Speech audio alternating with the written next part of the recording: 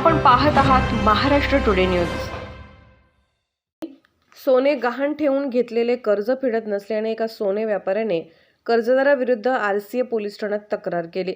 या तक्रारीवर कारवाई करण्यासाठी वरिष्ठ पोलीस निरीक्षक, उपनिरीक्षक आणि एका कॉन्स्टेबलने सोन्याचे बिस्किट आणि रोख रकमेची मागणी केली।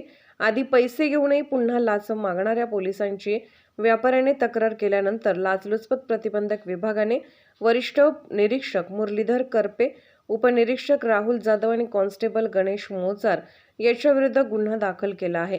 चेंबूर परिसरात या व्यापाऱ्याचे सोने खरेदी विक्रीचे दुकान असून सावकारी कर्ज देण्याचा परवाना असल्याने हा व्यापारी व्याजाने पैसेही देतो।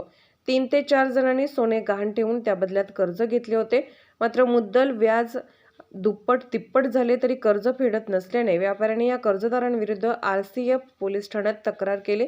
या लेखी तक्रारीवर कारवाई करण्यास टाळाटाळ करीत करपे, जाधव आणि मोजार यांनी जवळपास 1.5 लाख रुपयांची मागणी केली।